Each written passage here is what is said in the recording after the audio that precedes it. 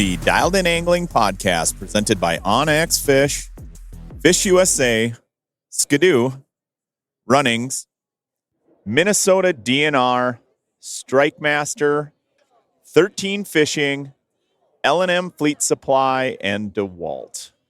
Hey, thanks for tuning in. We are recording live currently from the St. Paul Ice Show. We're here on the floor. Everybody is buzzing about ice fishing. There's tons of commotion around us, as you can hear voices in the background. Winter is here. We went from fall to winter almost immediately, almost overnight. Matter of fact, I was out hunting in South Dakota, hunting in North Dakota, fishing. It was 50 degrees. We filmed our first Dialed In Angling episode on the water and also did a little hunting. I don't want to tease it out too much, but we've got a cast and blast coming your way for the first episode, just because literally last week we did not have ice. That's not the current situation right now. We're getting ice quickly. Not to say that all ice is safe right now, but there's a lot of areas right now where people are venturing out on the ice. I know my Facebook feed, my Instagram is absolutely filled with people out checking ice conditions, reporting on ice conditions, people fishing, giving some fishing reports all across northern Minnesota, the Dakotas.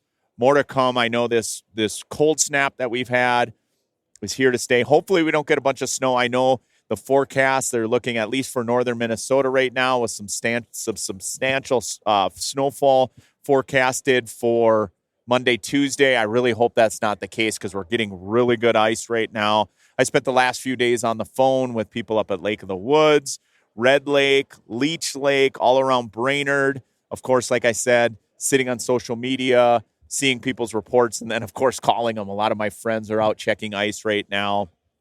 You know, when it comes to ice safety, I can't say it enough. I mean, there's tons of people down at the show right now that are really experienced ice anglers, and they're all jacked up about ice fishing. A lot of them have been on the ice already.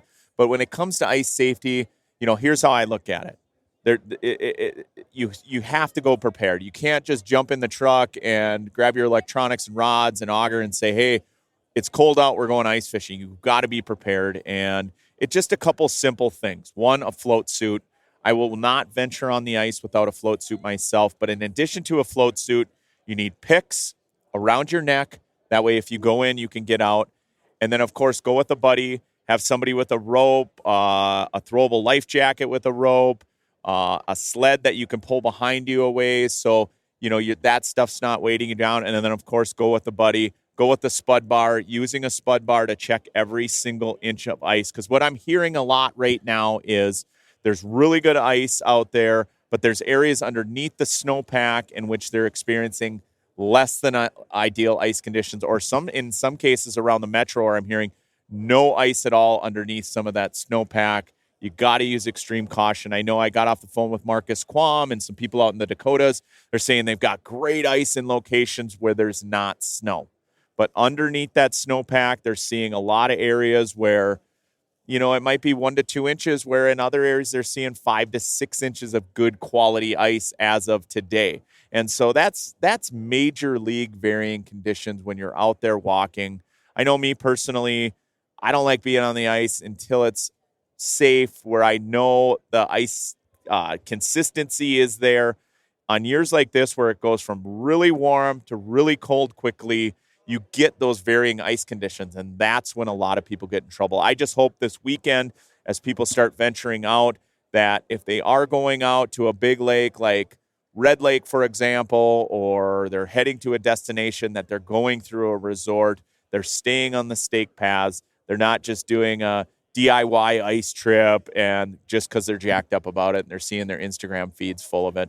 I know I've had conversations with my son, with his buddies, about ice safety, and hey, if you're going to venture out this weekend, make sure you're bringing a spud bar, you've got float suits, you're doing a buddy system, and that you're on good quality ice. 2 inches of ice is not quality ice.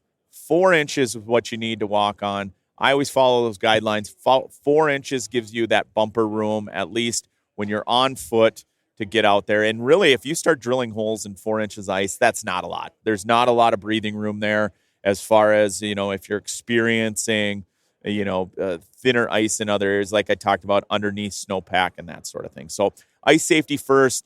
From there, fishing should be pretty good. I mean, most times when we go from fall to winter like this, it seems to be a really good bite. A lot of the vegetation is still standing. A lot of the fish themselves, whether it's panfish, it could be perch, it could be crappies, it could be bluegills.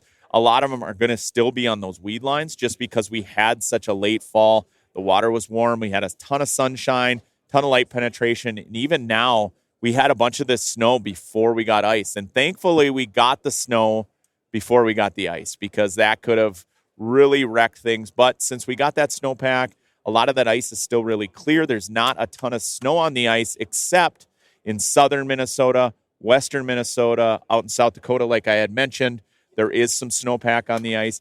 Northern Minnesota, for the most part, right now, and as of this weekend, a lot of that ice is just bare ice conditions. And having said that, with that type of light penetration, there's still a lot of fish that are going to be really shallow. And so you don't have to venture out very far. If you're on good ice and you spud bar your way out there, you should be able to find fish relatively shallow. As a matter of fact, in this podcast, I want to cover everything that has to do with the St. Paul Ice Show, but there's been so many anglers that I've talked to that have already been out on the ice. I want to get their take as far as where they're finding fish, what they're finding for ice conditions in different areas. We've got lots to talk about here on the Dialed In Angling podcast, recording from the Rapala Booth at the St. Paul Ice Show. We'll be back in a minute. So we're going to have a bunch of guests on the show today. I'm just kind of pulling people as I see people from the audience, from the booth. There's a ton of great ice anglers here. Like I said, we are broadcasting from the Rapala Booth. The buzz of the show couldn't be more than what I'm experiencing with my product to the left, and that's the Maven Ice Auger. Always, every season, it seems like there's a product that hits that just takes off, right? That is sold out instantly. It's sort of the buzz of the show. I think the Maven's already stealing the show. I know we've talked about it extensively on the Dialed In Angling podcast.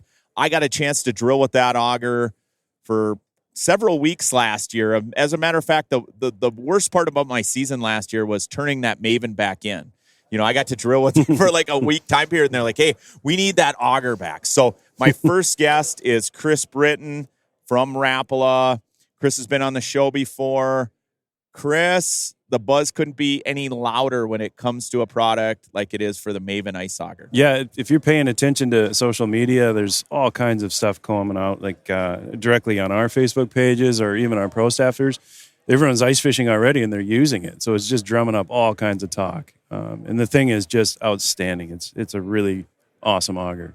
A lot of the videos in which I'm seeing are kind of like what I experienced last year. I got to experience the Maven drilling with it for the first time, and I was blown away at, first of all, how light that auger is, how many holes I got with it, and how fast. That to me is in the essence of what I love doing in ice fishing, and that's drilling tons of holes, not having a bunch of gear weigh you down, and just getting after it. And it's fun to see these videos come out of people drilling holes for the first time with the Maven, and they're blown away like I was. They're like, man, that thing it literally rips ice, and it almost drills for itself. Yeah, the motor is brushless. It's a brand new motor for us. So you get all of the strength and plus more strength than the 40 volt, but you have the weight of the 24 volt. So, it's just a win-win. And the new blade design, it's a more aggressive design or more aggressive cut, so it just rips. It's an outstanding auger. Yeah, the first thing I noticed, obviously, was the weight. But then the second thing I noticed when you push the button is how it drills for itself. And that's what I've always loved about Strike Masters is you don't have to lean on them or put pressure on them in any sort of way. This one grabs. The pitch of that auger literally grabs and drills its way into the ice. And, man, I tell you what, I'm at the ice show right now surrounded by ice fishing gear. And guess what? I get to go fishing tomorrow. I get to leave the ice show and go ice fishing tomorrow. So I am super pumped to get after it. It's been really hard for me to sit on social media in the morning and have coffee. Yeah, and the watch anxiety. Everyone else going ice fishing, and I feel like I have FOMO. So I'm going to get out there tomorrow. We're going to start doing some scouting for Dialed In Angling, episode 2. I cannot wait to get out there and start chasing fish. In addition to the Maven, I had an opportunity to fish the Nano Wrap last year on ice. You sent me a whole bunch, and I was Well, a whole blown bunch away with meaning that. two.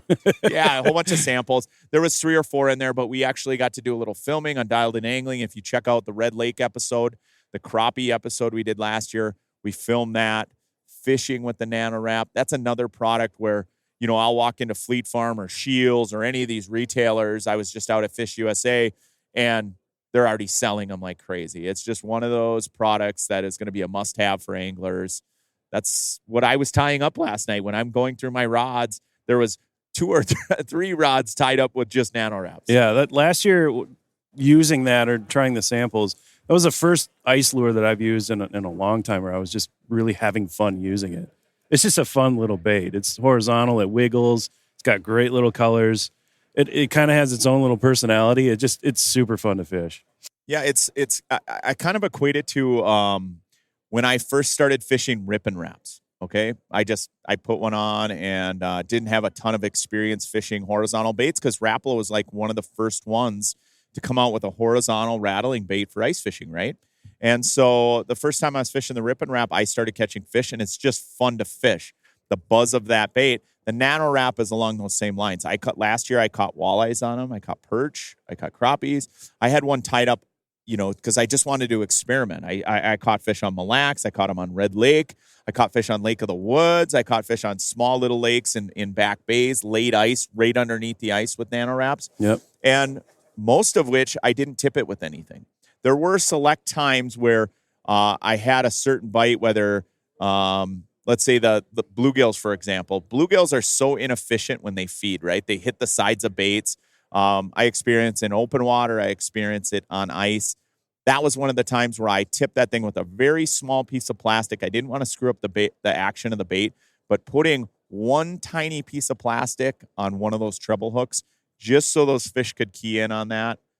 That's about the most I did. Or I know there was another scenario. I put one maggot or 1 Euro larva on the hook. I never dressed it with a minnow head. I didn't want to screw up the action. And most of the time I did not need live bait with that bait. Yeah. Crappie fishing last year for us and then myself, I didn't tip it at all. And it was outstanding. It's just super fun to fish. Full inhale. Yeah. Most of the time with that NanoWrap, it was a full inhale. It wasn't like you were just barely catching a treble hook. I had to dig that out of their gullet like almost every single time. Right. There was times over deep wintering basins, you know how you get late in the ice year and all the fish start to rise in the water column and they start to push up shallower. I had times where literally I was fishing almost right underneath the ice, not quite in that sight fishing bite yet, but they were coming in, hitting that so much where it's like that giant up bite where your rod literally goes slack and your rod tip almost starts going up in the air, or your line goes slack around your rod tip because they were hitting that NanoWrap so hard. Yeah, the chasing it up was really the key, and they really wanted to chase it up. It was fun. In addition to that bait, there's 2 other baits that I'm really, really fired up about. And let's start with the bug bite, because that's another bait that I got to fish extensively late ice. You had sent some samples my way. At first glance, it looks intriguing because it looks like a larva. And then once I started fishing it, I'm like, man, I caught walleyes on it.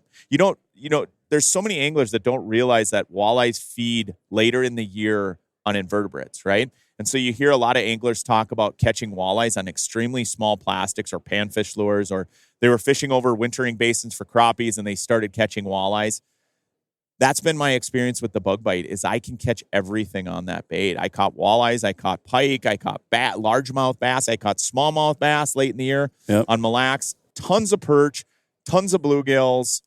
I love that bait. That is going to be one of the sleeper baits of this year. Yeah, I encourage people to check them out physically or firsthand, whether it's at their favorite dealer or even here at the ice show. It's hard to explain what it looks like, but it does look just like a maggot or a larva or whatever you want to say. Looks and feels. It's ribbed as well. So it has those just magic properties that the fish are keying in on. And the colors, the colors really stand out, like all Rapala VMC colors. I've seen a lot of buzz around that bait as far as people going with the really extreme bright colors or going with the more natural. I would say most of the lakes I fish, I tend to go more natural just because I fish a lot of clear bodies of water. But on the flip side of that, I love the stark contrast that we have in those really bright colors in that bait. And that bug bite is truly one of the sleepers. I've already talked to a few people around the show that were more excited about that than even the Nano Red. And so pretty cool. In addition, we've got the tungsten torpedo jig, the VMC tungsten torpedo jig. If you have not seen that yet, that's just falls right in line with everything that I love with tungsten, everything I like using with forward-facing sonar. I got to experiment with that a little bit last year and really love the tungsten, every aspect of that jig as far as catching fish. It's got a little flipper tail on it, right, to draw in. It's a great bait for tipping with a minnow head and is going to be a home run this year. Yeah, it's slender and tungsten. So for me, right away, it was I can get down there quick. And we talked about this before, but there are times when the fish are a little bit deeper and you want to get your lure down there quicker because you can see them on your sonar. And there are times like, God, just get down there. Well, this one will just get down there real quick. So, well, and what I like too is I do a ton of hole hopping, and when there's slush in the hole, what I like about these tungsten options is I can get that through the slush, right? I can drive that torpedo spoon right through the slush. It's slender enough. It's not going to get hung up on things. I don't even have to scoop out the holes at times.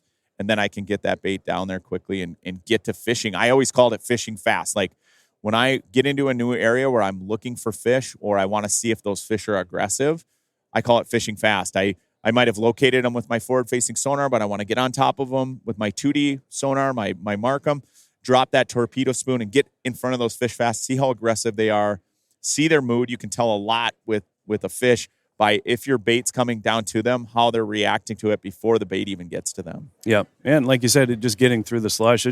You and I are pretty similar. We just forget our scoops all the time. So right, yeah.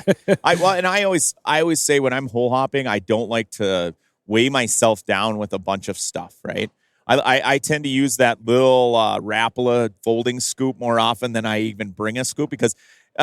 Inevitably, I'll get to a hole, scoop it out, and then I forget the scoop there because I want to move around super fast, right? I don't want a bunch of stuff weighing me down when I go from hole to hole. I see people that tow, everything with them, right? I mean, they got how many times do you get to a spot, people pull up on a spot, they drop everything, they're pulling grills out. I mean, they have way more stuff than they're ever going to use, or underwater cameras. And when you're hole hopping before you set up, just run with the minimum. I run with a bait puck, a rod, electronics, and that's about it. That's it. Yeah.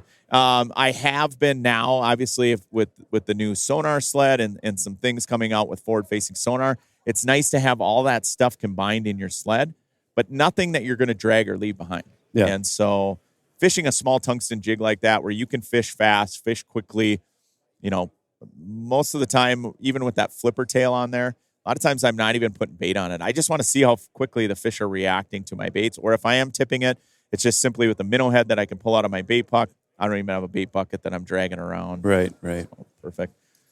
Well, Chris, thanks for jumping on the podcast. We got a bunch of other people we're going to have jump on here sitting in the Rapala booth. There is so many people that are excited about ice fishing. Yeah, I mean, the crowds, it snowed pretty good today, and the crowds, granted it's VIP hours right now, but the crowds are good, and they're going to start piling in, so everyone's excited. The drive down here was horrendous. It was horrible. I thought, oh, man, the first few hours of the show are going to be pretty slow. The buzz around ice fishing has these people at the show. They're jacked. I tried walking through the show just to get something to drink and use the bathroom before the show opened, and it's like stopped to talk to every single angler, people at booths, even people at the show.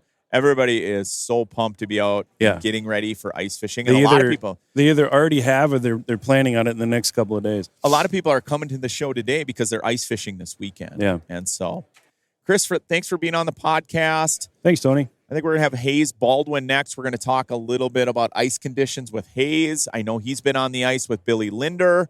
I want to get his take on what he saw in the Brainerd Lakes area. Yeah, he's got current fishing stories. I know, and I'm jealous. I had FOMO with every Facebook and Instagram post I see, the FOMO build. So we're going to have Hayes Baldwin on next. Stay tuned. onX Fish is the best tool I have ever used for finding new lakes to target.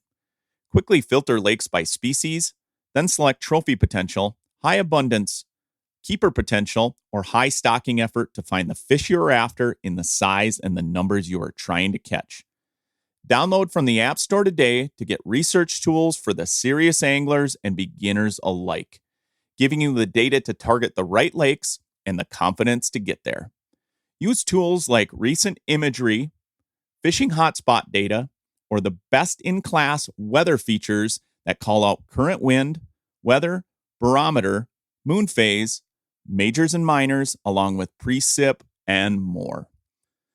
onX Fish is a phenomenal tool both on and off the water for discovering new fishing opportunities, many of which you'd never known existed. Download onX Fish Midwest today, the app that is changing the game on ice and open water. Runnings Home, Farm, and Outdoor stores are celebrating 78 years, serving 90 local communities across the Upper Midwest, the Northeast, and America's Heartland. Runnings has everything you and your family need for your home, on the farm, and in the outdoors.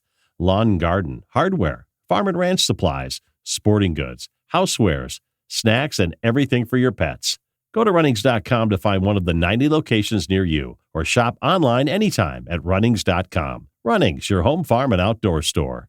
It's that time of year again, anglers. Winter is here, and L&M Fleet Supply is ready to make this your best season ever. Head into your favorite L&M Fleet Supply location across northern Minnesota, northern Wisconsin, or Michigan's UP, and browse the extensive collection of DeWalt tools and accessories, all guaranteed tough. Cut through the thickest ice with DeWalt's 20-volt drill. Brighten your setup with the assortment of 20-volt portable LED lights. And stay entertained with the DeWalt Bluetooth 20-volt speaker. It's weather-resistant, rugged, and ready for any adventure. Check out DeWalt's guaranteed tough deals and more at L&M Fleet Supply. Together, they're the perfect match for all your ice fishing needs.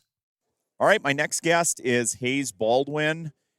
Hayes was out with Billy Linder just the other day. I had major FOMO when I saw the post. I almost called Billy and be like, where are you guys at? But I was so busy like rigging gear that I'm like, I got to stay focused. But I like stopped to grab a sandwich at my house and I'm rigging rods and I'm getting everything ready for dialed in angling. Literally, that's been my life the last couple of days is like new line on rods, getting them in rod cases, getting otters ready, getting my augers ready, getting all the gear, just kind of checking all those boxes. And I'm literally sitting down eating a sandwich and I was like, oh my gosh, Hayes and Billy are out on the ice right now in Brainerd. Like I almost called you guys, but Hayes, welcome to the podcast. Yeah, thanks for having me, man. Yeah, and I did a lot of the same. Like for a number of days, we kind of got our stuff together, and finally, we're like, we got to go check ice, you know. And we spent probably 2 days just checking ice and didn't wet a line. And then we eventually found a lake with some ice up by Outing, Minnesota. Yeah, fished around there, and then a couple days ago, we were down in the Brainerd area and found some decent ice there, but a lot of open water as well. So yeah. Kind of that in between and time. We've been talking about that on the podcast.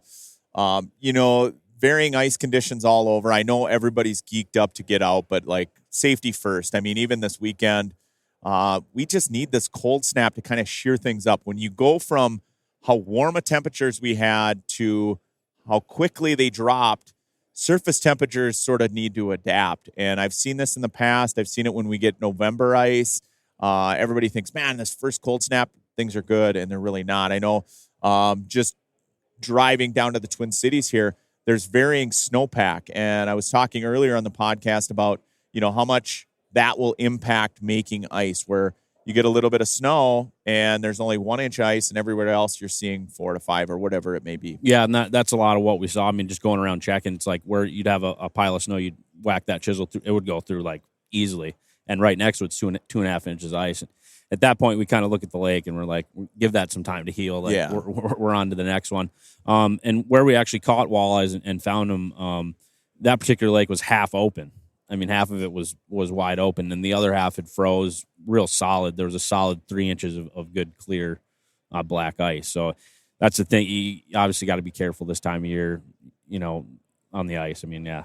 I'm not a big, 2 to 3. I'm more of a 4 inch guy. Most of the time I have gear and I got to worry about customers. And, you know, I've literally been ice guiding full time for over 20 years, and early ice every year is different. Right. And for me, I'm always thinking about my customers, thinking even my kids, like, would I take my kids out on this ice, or would I take customers? So I always check every inch of ice. I mean, there's been times in the past where I've been on Mille Lacs, and I have guide trips, let's say mid-December to just before Christmas is usually when we start firing up things.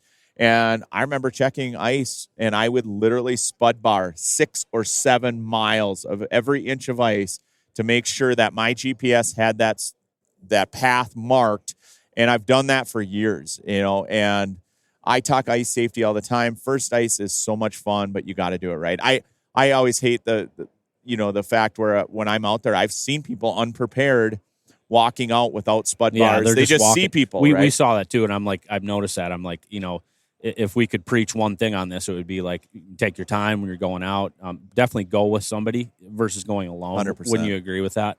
And I won't fish on anything less than 3. 3 is my number. As long as it's good, and I can't get through it with one real hard whack with a chisel, I'll move forward. But yeah, I mean, ice safety is critical. We're wearing picks, float suits, the whole 9 there. But the bite can be. I wanted to get out there, and we got out there, and it was pretty good. So right on. It was worth it. But yeah. So you guys chase walleyes. I saw you had some crappies. What was the walleye bite like, and in what depths? Because I think so many people want to get out to those deeper depths, and a lot of times this time of year you don't have to do that. Yeah, and this is it's interesting. Like we were in the boat on this particular lake like 2 weeks prior, and found them in this same general area. It was kind of a point right offshore. I mean, maybe 200 yards from shore, and then kind of a little saddle leading up to another hump. So right around that point, and kind of in that saddle, anywhere from like 13 to 18 foot of water. So not extremely deep, but kind of where we left them in the fall.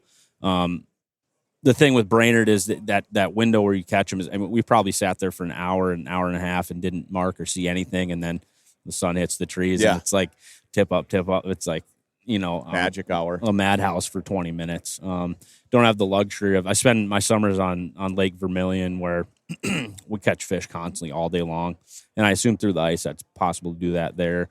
Mille Lacs, Winnie, I'm sure there's a day bite to be had, but just fishing around Brainerd for years, I haven't found that. But if you're there in that window in the morning or evening, you can capitalize. It happens quick. It's really the epitome of a flash bite, if you will. But yeah. Yeah. It's interesting how like so many small lakes that even if they're fire bites all summer become that sort of bite window, morning and evening. Every once in a while you get an overnight bite on a full moon or something like that. But whether it's a lake like that, or even some of the bigger lakes where they bite all day, if you found them there a few weeks ago, they're going to be biting. I do it all the time. As a matter of fact, season 1 of Dialed In Angling was 2 years ago, right? We had that terrible winter as far as making it. It was a great winter for being outside. It was beautiful. Ice fishing was actually great, but we didn't have great ice conditions across Minnesota. That season, our first episode, we had gone out and we had marked all these fish in the weeds on Mille Lacs. We went crappie fishing on a lake, towards Brainerd. And I was just showcasing the fact that if these walleyes are here in the boat, you can come back to this very same spot, even these same icons and these same weed beds and cabbage beds, and you can catch fish 2 weeks from now. Was that 2023? Correct. Okay, yeah. Okay, yeah, that makes so sense. We marked thousands of walleyes. Oh, it was killer. That was killer. And we went out to those same weed beds and absolutely smashed them. And I do that with wintering basins with crappies. If you find them in those areas of the wintering basins, it's going to carry over towards winter. Same thing with bluegills. You find bluegills in these weed beds, and it's going to carry over. What's really cool about right now, because we got all that snow before we got ice, is, that light penetration. The weeds look beautiful. Yeah. I'm chomping at the bit to get out there because I know so many spots where I've got really good, luscious green cabbage, and I need to get there. Yeah, Mille Lacs in the fall of 23, the bite was good, as you recall. And then, like, do you have any idea of what happened these last couple of years? Why it wasn't? Is there just an access? Is there a lot of food in there? Yeah, I fished it, and I'm like, what's going on? I'm staring at a lot of walleyes that wouldn't eat. The ones that did eat were, I remember fishing Mille Lacs 12 years ago, and the fish had big heads and no bodies. This was like the exact opposite. These things were some of the fattest, healthiest fish I've ever seen, if I could coax them to bite. So we kind of had the perfect storm when it comes to bait fish hatches for Mille Lacs, which Mille Lacs needed. Like, as you referenced, a lot of skinny fish, not a lot of good recruitment of young of the year walleyes as a result, because they were cannibalizing themselves, right? There wasn't a lot of forage, so they're eating whatever's available. And guess what? That's little walleyes. And now that's not the case. The last few seasons we saw in that 2003, we had a giant year class of perch, a giant year class of tullabies. Spot tail shiner numbers were up. And guess what? Walleye recruitment's back. Right now, when ice anglers get out to Mille Lacs, they're going to experience really good ice fishing this winter. I think the early bite is going to be fantastic for decent fish, for big fish, for keeper-sized walleyes. But all season long, they're going to catch these 10 to 12-inch walleyes or 9 to 12-inch walleyes. They're loaded. They're everywhere in the lake. That's awesome. You can go out with any forward-facing sonar unit right now, and you'll be like, man, I just landed on the mother load of perch. And guess what they are? 10-inch walleyes. 10-inch walleyes. They're absolutely everywhere. And so it's good news. But it is good news. So people with wheelhouses, people with kids, they're going to get out there. They're going to experience. They're going to be able to catch some decent-sized walleyes. They're going to catch all those small young of the year walleyes from last year, and they're going to start catching some monster jumbo perch. And there's a lot of year classes of perch, or there's a couple of year classes of perch that follow them up. So I was just talking earlier about this year class that's not quite jumbo yet. They're the 6, 7, 8 inchers. They're absolutely everywhere as well. Oh, that's awesome. And then the one more thing about Mille Lacs, as long as I'm here, the Northern Pike's open till the end of March again this year. Is that true? Yeah. I think that's probably one of the most underutilized. I mean, wouldn't you agree? I mean, it's super fun. There's an opportunity to fish for pike when you can't anywhere else in the state. Like, and I'm going this year because I'm like, I gotta go. Like and what's cool about Mille Lacs is Mille Lacs has really good growth rates on pike.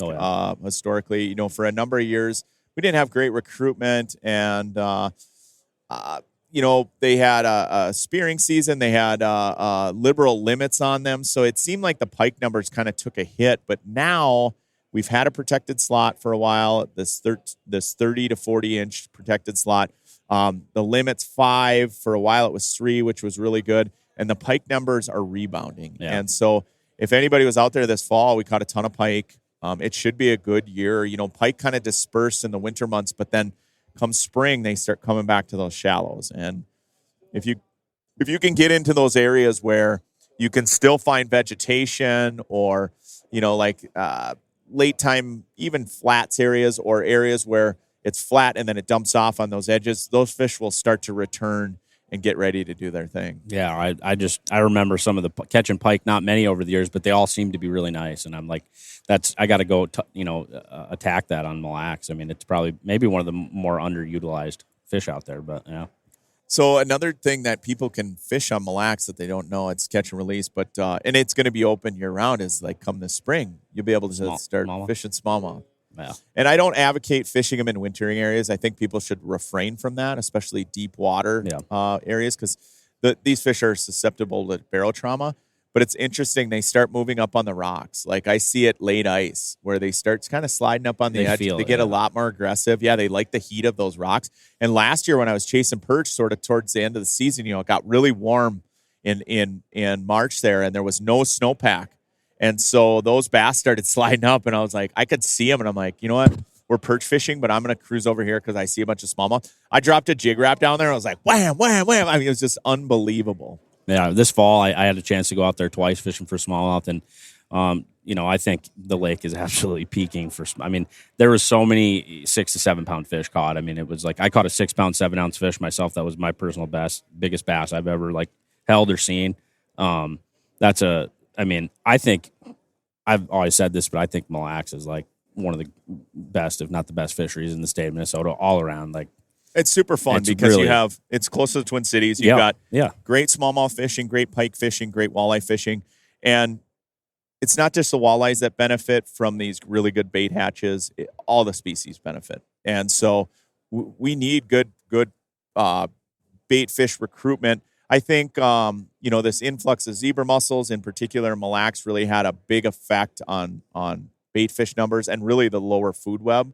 And now that stuff's starting to settle out, it seems like we're getting to a better place. And I feel like the biologists feel that way as well. I know just sitting in fisheries meetings, that seems to be the direction of Mille Lacs. So what do you got planned this winter? Do you got any plans for ice fishing trips? You got something you really, really, really look forward to doing other than just your normal, Minnesota meat and potatoes running and gunning? Yeah, I really want to try to get up to. We're talking about getting a group together to go up to Wekusko Falls, and I've never been. Have you been there? Oh, absolutely. Filmed up there with Brian.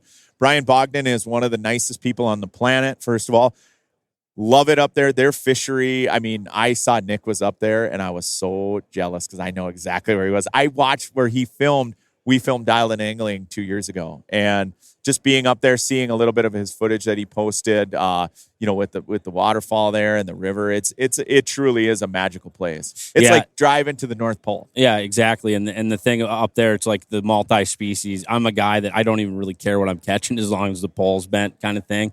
But I mean, just really, really good opportunity for stock trout and walleyes, pike, lake trout. I was going to say, the lake trout fishing is excellent. And I've never been really on a destination ice fishing trip aside from like Fort Peck, which was really, really cool place to go as well. But other than that, just get back to Red Lake, and I'm going to, spend a lot of time on Mille Lacs, perch fishing. I think that was one of my favorite things last winter.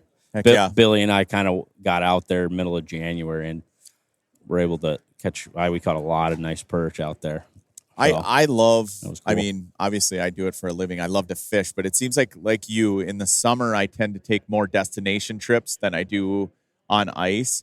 And that's really changed over the last few years, where I'm branching out. I'm really looking forward to a year like we're going to have hopefully this year. Good ice. Yeah. Where we have good ice kind of on those fringe tiers of the ice belt, because there's areas that I want to go and I want to explore in different states that normally don't always get ice, but every 10 years they experience it. Those are the destination trips that I want to do this year. I've already got a few on my radar. Nebraska, Iowa. Sure. There's some Kansas? spots. Maybe, especially out towards even some of the Great Lakes. I want to do some Great Lake fishing, that sort of thing. But yeah, there's destination trips that I want to hit on kind of those southern tier ice belt lakes that I think are going to be really good this year. I know there's some spots down in Nebraska and Kansas and Missouri, Iowa. I've got this farm pond that I've been some customers of mine have been dangling this carrot over my head for big crappies. Giant crappies, giant bluegills. It's a smaller lake, but they're always like, you got to come out here. We've got cribs, we've got everything set up for them. That's cool. Guess what? Last 2 seasons, no ice. It's just sort of like a mythical place. If I get an opportunity this year, I want to go down there and just try it. Just something different landscape. I love when I get into different states and I fish. Just the experience itself. It's cool to go to new locations. We don't get to build lakes like they do in Iowa. They literally built this lake for fishing. Dig it out, fill it up. Yeah. And I can say the same. I don't know. I also, what lights my fire is just going around northern Minnesota and just trying to get into new lakes and just fishing new water. That's what I look forward to every winter. Yeah, last year was awesome because there was no snow. So I did actually experiment and go to lakes that I hadn't gone for a number of years because I couldn't get into them, or I just wanted to explore. And because we had a brutal winter a couple years before that with all the snow, I was amazed how many lakes that I hit that actually got some sort of winter kill or a varying level of winter kill, because there was a lot of small fish, and I was shocked at the lack of fish that I'd normally find in that lake. Yeah, and I think it carries over. Like I've seen that where those winter kill lakes, some of the fish do actually end up surviving, and those can be really some of the biggest fish that you can catch throughout the course of the ice season. I've seen it around the metro here, and then even in southern Minnesota, where there's a carryover. Yes, there's a halfway the lake killed or 3/4 or whatever, but the fish that are left over, whatever they may be, are really gigantic fish. And so look for the winter kill lakes if you're listening to this. Hey, don't listen to him. Don't listen to me. Stay away from those winter kill lakes. They're not always dead, is what I'm trying to say. And I don't hear that a lot, but I feel like people should know. Go drill it out. If you can get a boat, a lot of these lakes, I try to get a boat. If I can, I caught some big giant crappies this fall in my boat around the metro here, and I'm, as soon as there's ice, or probably is ice right now, I'll be out there. That was, a so-called winter kill lake, right? Right on. Yeah. Well, and that's why those fish grow big. They get left alone, and people forget about it. Well, Hayes, thanks so much for being on with me. Say hi to Billy if you see him around here. He's one of my heroes. I love fishing with Billy. He's a wild man. I've seen that guy do things on the ice and on the water that I just couldn't imagine. Billy Linder is one of the best photographers I've ever met. And thanks for being on the show. Yeah, Hayes Baldwin, appreciate it. Hopefully we'll get on the ice, you, me, and Billy. Dude, let's do it. All right. Thanks. Good luck. All right, I got Todd from Otter. Todd was on a few weeks ago, and we chatted a little bit about all things Otter. We got to know you a little bit, being you're in marketing and sales, and now here we are at the St. Paul Ice Show. A lot of buzz around the show. There's always new products that hit that just kind of blow people away. We talked Maven here at the Rapala booth.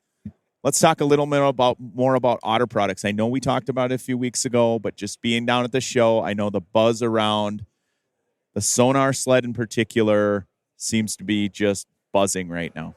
Yeah, it's been really fun to see the crowd come through the booth this morning. The sonar sled's getting a lot of attention, getting a lot of questions about where they can find them, where they can buy them, what accessories are available, all those kinds of things. So we knew it was going to be popular, and yeah, that holds true. It's been great so far. What other products at the show? What other rebates? Are there any things you can talk about? I know a lot of people wait to either buy at this show or they come to the show to look at items.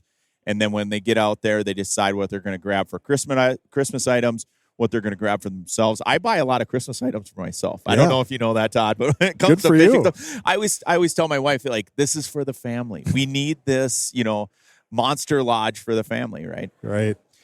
So we're not selling directly here at the show. All of our retailers are selling, and they've all got inventory. They've got the sonar sleds. They've got the new flip overs. They've got the hubs. They've got all the accessories, and they're all kind of doing their own specials as far as pricing on those items and things like that. Although through Otter, if you buy any of our hub houses while you're here at the show, you bring your receipt to the booth. We'll get you a free bucket and a free light kit. And then if you buy a flip over, we've got a free bucket and some other accessories that go along with that. So anybody who's here buying a shelter at the show, make sure to stop by our booth and get those promo items. That's awesome. Yeah. I know there's a lot of winter camping items. There's a lot of accessories that are in the Otter booth. When you come to the show and you come down the escalator, Otter's right there. Todd's right there. All the guys from Otter are there. They can show you all the new products. I know I'm pumped about all of the new ice camping items. Let's talk a little bit about the Resort XTR that I'm putting together currently. Perfect. I started working on it last night. Perfect. My son and I were geeking out a little bit about it and what we're going to do and the destinations in which we're going to go. Can you just tell us just briefly, what it is, the excitement about it? Because after last year being at the photo shoot, I'm like, that's for me. Running and gunning and ice camping, that's what I would like to do. Yeah. Everybody's, it's the first thing you see when you come down the escalators. You come down, you see the Otter booth, you look to the left, the XTR Resort Sleepers, the first house you see, it's right there. Everybody who's come through the booth this morning has got something to say about it. There's nothing, we talked about it 2 weeks ago. There's nothing else like it on the market. It's unique. It's got everything you need to spend time on the ice, to sleep out there. And seeing it in person really does, it really gives you a better frame of reference as to just how big that thing is and how much, space there is for all your gear plus the cots and all those kinds of things. It's really a versatile flip. And, I think it's really going to change the market. What's cool about it is you can use it just as a flip and you can use it. I love fishing out of the resort. Because it's huge. It's huge, right? I have kids and we like fishing together, but we like fishing out of, we do love the hub atmosphere. Don't get me wrong. Like, of course, I was one of the last holdouts when it came to flip overs versus hubs, but once I started using hubs and sort of the social aspect of the hub and the space that you got in the hub, I became more of a hub fan. But what I always missed is just how mobile you can be in a flip over. Yeah. And so now coming back to being able to fish out of a resort and fish out of a resort flip over, but then also be able to winter camp and ice camp out of that thing, it is truly revolutionary. Like you said, nobody at the show has anything like it. It's catching a lot of eyeballs, a lot of attention. So if you come down the escalators, when you get to the show, stop by the Otter booth, take a look at that new resort sleeper. It's pretty awesome. Yeah, it's really cool. We've got all of our new items right there in front of the booth. So you come down, you're going to see the sonar sled right there. You're going to see the V-Hub right behind the sonar sled. So people are really, really enjoying that. The XTR Resort sleepers right there.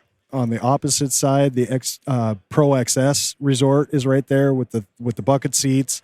So you kind of get to see everything that we've got. And everything is right there. And it's been really fun to see the reaction so far. And the weather has not scared people away. No. This has been great. I know. We talked about it earlier on the podcast.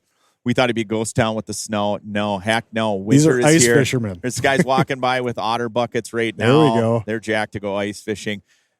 When you come to the show, you can't miss them. The Otter booth, right when you get down the escalator, Right. swing in, check out all the new products. Todd, thank you so much for being on the podcast. Thank you. Kekong, I know you've been on the ice. We're here at the Rapala booth, St. Paul Ice Show. I've been talking about on this podcast how I'm just having FOMO from everybody posting videos. I saw your Maven video the other day. Were you fishing or just drilling holes? I started off drilling and then it became fishing. Okay. And that was as of last night. Right on, dude. I'm super jealous. And so fairly fresh. That Maven is pretty cool. I know I was getting some heat for, it was X amount of inches only. And it's like, if you drill enough with these drills, you know power when you feel power. And then right away, as soon as that blade touched that ice, I was like, I'm in love with this thing. You can definitely see the difference in power. Yeah, I last year I got an opportunity to fish with it for about a week, I guess. And then, the joke was like, hey, you got to bring that auger back. And I'm like, I'm not bringing that auger back. There's no way I can go back to drilling with anything else. Yeah. That thing is so phenomenal. Yeah. And it truly is. I know obviously we don't have a ton of ice right now, but I'm telling you that thing has been the buzz of the show. It's sold out almost everywhere. It's one of the hot ticket items of the year. Yeah, I would definitely say get a chance, at least come to the booth and try it out. You got to hear the thing too. The thing has got a cool whistle too. Yes, it does. Yeah, it just rips, and just how light it is. For guys like us that love running and gunning, it's the ultimate tool. Absolutely. So you got any plans for fishing this winter? I mean, it could be destination trips. You got some lakes on your radar that you hit this summer where you're like, dang, I got to get out there on ice. I'm in this trout craze thing. Okay. And so I just enjoy doing it. Hopefully the Great Lakes will freeze up nicely for us. Outside of that, this early ice stuff, I really enjoy my walleye fishing throughout the metro. Thus for last night, I went out and checked it out. Definitely safety first. And we did see a couple of guys out there, and I always try to do diligence and, educating, and I'm always kind of watching. If I see a guy walk out with no spud bar, I'll try to be somewhere a little bit closer, and I'm like, would explain to them, dude, it's like, it's early ice. It's crazy. Yeah, I mean, the floodgate's always open. When you see someone out there, it's sort of like when the first person drives, then everybody drives, right? And, there's a lot of varying ice conditions. We've been talking about it extensively on this podcast. Metro fishing, I don't do a ton of. I know obviously early ice, you can get out there before the rest of the group. I know there's a lot of great fishing around this area. That's the beauty of living in Minnesota, right? I mean, I would say the Twin Cities metro area is so blessed with so many different resources that, we sort of take it for granted. Whereas you go to another state, I know people that fly into Minneapolis Airport and they'll go on fishing trips just around the Twin Cities, and they haven't even experienced greater Minnesota because they can't believe how good the fishing is. Oh, yeah. And then, like early ice, everybody's always asking me too. I enjoy doing the Red Lake trips and all these early ice freezes. But for me personally, it's like I got such a great resource around here too as well. Note, of course, safety first. Always, I'm be smart about it. Is what I normally tell guys. The lakes that I'm targeting, it's definitely shallower lakes that I'm doing it on. Anything that these normal January destinations that I do, where it can get good in the basins and all this fun stuff. It's like it's out of the question for me. So I'm always looking just for smaller, almost duck-sized ponds, where I'm like, what? If I catch anything, I at least would check that ice and be like, what? Even if I don't catch anything, right? I'm out there. I know it's a little bit safer. And I know some guys like to venture out in these bigger lakes around the metro. And a lot of them's got channels, and we hear it every single year. And, there's channels that go through. So there's current going through. And so I always tell guys, I go, hey, that stuff can wait. It'll freeze. It's Minnesota. It'll eventually freeze. We can wait it out just a little bit.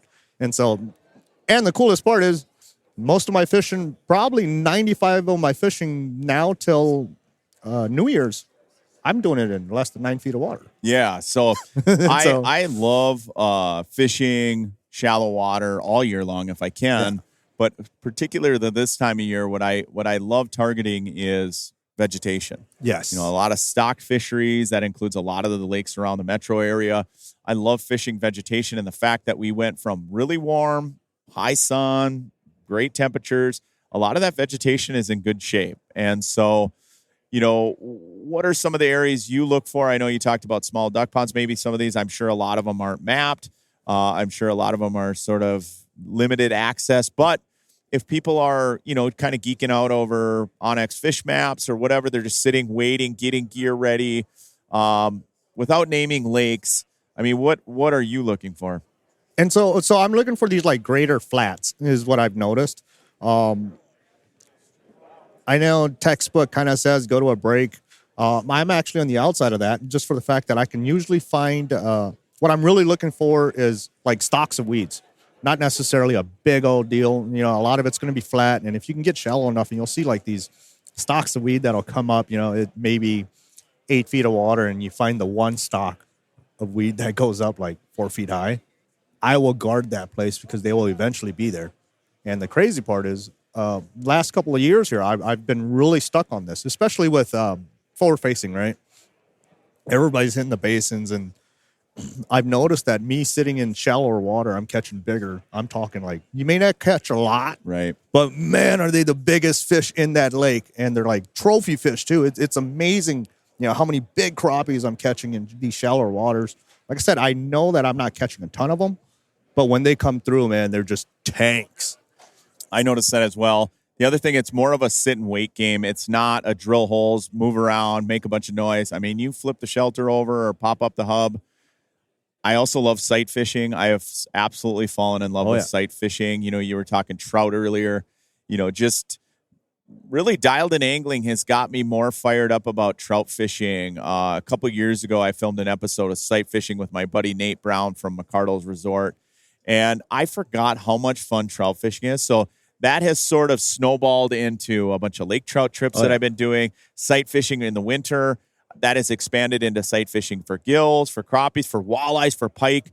I love doing that. I love fishing shallow. And you know what? Shallow water opportunities are right now. And the fact that you can do it around the metro, just use extreme caution. I mean, in the next few weeks, we're looking at a 2 to 3 week period with really good extended forecasts. Not a ton of snow, so we can cross our fingers. We can get out on the ice. Key Kong, thanks for being on the show. I love having you on the show. We got to do another Mille Lacs trip here. Yeah, it's well overdue. Do it. I've already been talking to Britton about getting on Mille Lacs. Key's been up before. You've been on Dialed In Angling. We've gotten after it. Chasing fish on Mille Lacs, ice trolling. With the amount of technology that we have collectively as a group, you could fire up a spaceship with it. So thanks for being on the show. Good luck ice fishing this winter. Appreciate it. The cold months are rolling in, but that doesn't mean the adventure slows down. There's only one way to make the most of winter with the 2026 Ski-Doo lineup. Whether you're heading deep into your favorite fishing spots or carving your own path off the grid, Ski-Doo is built to take you there. And there's a reason Ski-Doo has been the best-selling snowmobile brand for more than 2 decades. Proven, reliable, world-class performance. Winter moves fast. If you want it, get it. There is nothing quite like Minnesota winter. Whether you want to try ice fishing, ice skating, or ice boating, make sure you know the risks and how to play safe on the ice. Measure ice thickness frequently and never go out alone. Always wear a life jacket or float coat and have ice picks readily accessible in case you fall through. Playing on the ice can be fun, but it's never 100% safe. Learn how you could play safe before you go out. Safety is always in season. A message from the Minnesota DNR. Dialed In Angling fans, the holiday season is here. One of the perfect gift ideas for any angler out there is a Fish USA gift card. You know what? Every angler loves getting a gift card so they can pick out their own tackle or all of their angling needs. Check them out at fishusa.com. My next guest is Calvin Schweel. How you doing, my friend? I'm doing excellent. Yourself, Mr. Roach? Oh, man, it's great to see you. You know, official, unofficial kickoff to ice fishing is always the St. Paul Ice Show, right? Correct. The Tony Roach official, unofficial kickoff to ice season is seeing you, buddy. Yeah, I mean, man, we've been in this for a while. I mean, driving down here, coming down to St. Paul to the Grand Casino Arena, River Center, whatever you want to call it now. It's kind of nostalgia driving down here to understand the relationships that we've all built over the last 20, 25 years, man. I mean, I don't feel like I'm getting that old, but I guess I am. You know, it comes to the reality. But the one thing still remains intact is the change of the season from the deer hunting, you know, that everybody goes through, to the late fall fishing and then the first ice. And then we get into ice fishing hardcore, and then we're starting talking about spring fishing. But here we're talking about ice fishing, the new products that are out. I'm sure you've covered a lot of the products, but the buzz about ice fishing is just something that only us Midwesterns really get. Well, and at this show in particular, you know, I remember coming here as a young man. I mean, I was like blown away. I didn't even know there was an ice show until I started working with Strike Master. Right. I mean, I ice fished. Yeah. You know, I was in Randy Havel's office. It was like August, and I had just, you know, sort of got on board just with like product. He's like, yeah, we'd love to have you drill holes. We heard that you drill a ton of holes. Your Uncle Gary was talking about it, and you're just a nut about ice fishing. I was like, yeah, I mean, I didn't even have an ice business established at that point. And he's like, you got to come down to the St. Paul Ice Show. And I was like, there's a show for ice fishing? He's like, yeah. He's like, you got to see it. He's like, it's crazy town. And the buzz around that show back then is about what it is today. The excitement that I have for the show really started back then, and it's always been the kickoff to the ice season ever since then. Right. And I'm just like you. I mean, I enjoy engaging with other ice heads, Yes. other ice fishermen, whether that's just talking ice fishing or learning a trick or a secret that they do. Just to gain knowledge about the sport. Number one, how we all can be safe, because we all know no ice is 100% safe. So some people take that for granted, but that is the true fact that we all want everybody to be safe and take the necessary precautions when you're getting on the ice, whether it's first ice or when people start driving their vehicles on their ice. But more so, it's the engagement with fellow ice heads that really jacks me up and gets me pumped about ice fishing. And then once ice is ready to go, getting on the water, drilling the hole, seeing that first reaction on your flasher and catching the first fish, and then it just spirals. Then it's gone, and it goes by quick because it's so fun. Well, and I think the dynamic for this show is the fact that you get to touch and feel products that you've seen online. Like, right. For the last, well, basically since I've been sitting in a deer stand, I've been geeking out over products that are out there, new products, you know, things that I haven't seen. You know, obviously I got to drill with a Maven last year. I got to pull a sonar sled. You know, I got to touch some of that stuff. But at the show here, I get to see other products and other brands that I may not be familiar with, but I see people talking about it. I get to touch and feel it, see it here. I get to quiz other anglers and see what their thoughts are on the product. Have they tested it? Have they used it? You don't get to do that online. No, you know, what's new and what's exciting. Online is a place to purchase it, but without this show, without the mega St. Paul Ice Show, you can't touch and feel it. I mean, call us old school or whatever. We just don't hit buy now online until we've potentially saw it. You know, inside the Rapala booth here, we have everything that's VMC has for a hook that's offered. People can come in and pick them up, look at them. If you're a little bit hesitant, do I need an eighth? Do I need a 3/16 torpedo spoon? What do I need? You know, you can pick it up, feel it, and then we can direct these people to a vendor to pick it up and purchase. But like you said, the buzz is always going on down here. It's a great event to come down to St. Paul, see all the new exciting things.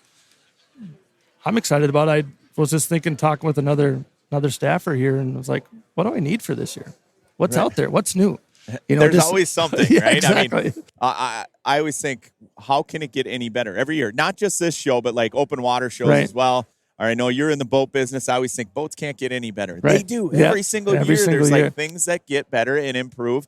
And then you look back like 5 years ago and you're like, how did we do things without that? You know what I mean? Yeah. And now with all of forward-facing sonar technology, just everything has improved to the point where it's nice to come down here, touch and feel it. It's nice to be able to take a look if there's products that you're unfamiliar with. And, there's a lot of people that are either new to ice fishing or they got into ice fishing, but now they want to improve whatever they currently own. And everybody every year seems to be wanting to improve and get the next greatest thing, Yeah, it's everybody's got to get started at some point in the sport. I was talking to a couple of people earlier today about the Maven. I'm sure you've talked about this before, but they have another brand. Well, what's it worth? What's the differences? And I said, in fact told this guy, I said, Facebook Marketplace is a great place to get rid of that one and upgrade yourself, because somebody new is coming into the sport and they have to start somewhere. They have to start. Maybe they can't afford to start with an ice castle house, with a brand new electric auger, with a forward-facing sonar system. Start small. Start with a basic flasher. Some people, we started with hand augers right. Before we got a gas auger. So yeah, starting small and going through that stuff. But the common denominator is the buzz, and you see old faces that are coming down to the St. Paul Ice Show that are people that have been in the industry that we've ran into. That's an excitement, and to see consumers' excitement about the change of scenery, change of the season is fun too. I'll tell you a story about getting started. Okay, this is a true story. I had pickup trucks most of my life, even in high school. But there was a time in college where my truck broke down, and I bought my grandparents' '86 Cutlass Supreme, and it was a nice car. I mean, It was like a boat, It sure floated down. You could crank the tunes up. I had a little CD player where you pop the face off. It's pretty high tech back then. And I was like, how am I going to fish this year? I fished and hunted. I had this Cutlass Supreme. I'm like, forget it, screw it. I'm going out on the ice with this Cutlass Supreme on Winnie. It was like Christmas. It was either Christmas. No, it wasn't Christmas break. It was a holiday break from school. But I was driving. I think it was Christmas break. First part of January, and there was a fair amount of snow. But the worst part about it was the landing. The landing was terrible. Sure. And here's this Cutlass Supreme. We come down the ramp at the landing, and the next day it was kind of foggy and it was heaved up. Ooh, and I'm already committed to come down, and so I just go wide open with this Cutlass Supreme. Back then, I had like a fish trap in the back and some stuff, and I had like bungeed the trunk of my grandparents' car. I just picked this car up like maybe a month. I think deer hunting. I picked it up because I used to deer hunt at my grandparents. I picked up this super sweet Cutlass Supreme. It was old, but it was mint. My grandpa was like super anal, took care of everything. Like, you didn't eat in that car. Sure, and here I am with my buddies. I got a bag of jerky wide open. We got the M&Ms falling down the dash, and we hit that ramp so hard that we landed on the ice. We made it on the ice, but we stopped to take a look at the car, and some guy drove at the truck. He's like, you may have made it on. I don't know how you're getting off. And we're like, whatever, dude, we're fishing. We did not care. It was super fun. But yeah, I mean, that's what ice fishing is. You don't need a ton of money to get into this sport. You can get some real quality equipment and just be out there getting after it. My getting into the sport, I went to junior college at Itasca Community College in Grand Rapids. Hundreds, thousands of lakes in the area. Yeah. Got my student loan check. That's why you went to school there. Yeah. Played baseball up there. Got my student loan check. Supposed to put it towards college, right? What did I do? I went out and bought my first FL8 flasher with a student loan check. Just drove it directly, the student loan check to Reed's and here you. Yeah. I don't know. I don't remember. Glenn's Army Navy. I think it was Glenn's Army and Navy in Grand Rapids, and then picked it up from there. Took that old heavy lead battery, now lithium batteries, obviously. Went out to Bass Lake and Cohasset. Number 5 jigging wrap, silver and blue on the weed line. I had this flasher, and then I had 6 of my buddies behind me, like, what is that? And then we just stroked the walleyes. We had our meal. Had a meal of fish for 4 guys. Here you are. Here we are. 25 years later, doing still a podcast. Broke, still spending all your money on fishing. Yeah, absolutely. But it's still the passion. And if you ask my family and ask my wife about it, we do it too much. But I guess the tug is the drug, and that's what drives me, man. Absolutely. Appreciate Cal, it, Tony. Thanks for you for being on. We got to get together fishing. I love fishing with you, buddy.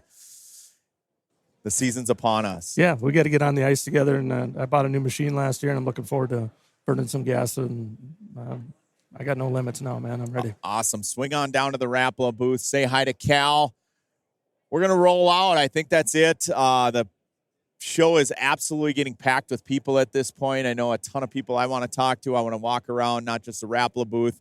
I'm going to swing down to Yeti, swing over to Otter, I've got a ton. Onyx Fish is here. I mean, just everyone. There's so Whatever many you people. need, You whatever cannot you- get through an aisle without talking to people. 'Cause And whatever you need for the industry, whatever you need for the season is here, minus live bait. I don't think they have live bait here, but they got everything else here for you. I mean, from a sled to a rod, reel, baits.